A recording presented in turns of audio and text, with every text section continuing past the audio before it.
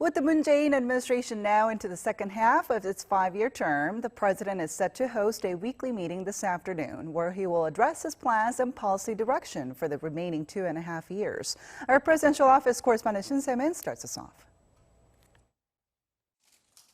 President Moon Jae-in is likely to lay out his administration's policy direction for the remaining 2.5 years of this term during his weekly meeting with his top aides on Monday afternoon. The president, whose term passed the halfway mark on November 9th, met with the leaders of the 5 political parties on Sunday night, and he also had his top aides highlight to the press the administration's resolve for the remaining half of the term. During a joint press conference Sunday, in a way not seen before with all 3 top policy advisors in place, the presidential chief of staff said the administration will continue patiently with its Korean Peninsula peace drive.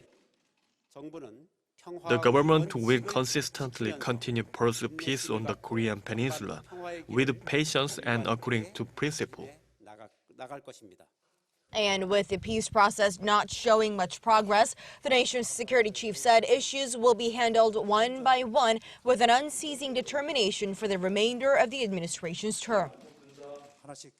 The Moon administration will prevent a return to the way things were before 2017 and strive for an early and practical negotiation of the denuclearization process. As for the nuclear talks between North Korea and the U.S., especially with the regime having set a deadline for talks by the year's end, the security chief said it's difficult to predict when the talks will take place, but Washington is believed to be actively encouraging Pyongyang to negotiate.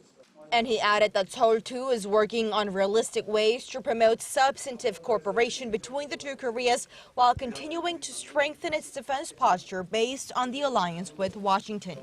On the security front, the president's top security chief said once relations are normalized between Seoul and Tokyo, South Korea is willing to consider extending the bilateral information sharing pact with Japan, known as GSOMIA, which is due to expire this week.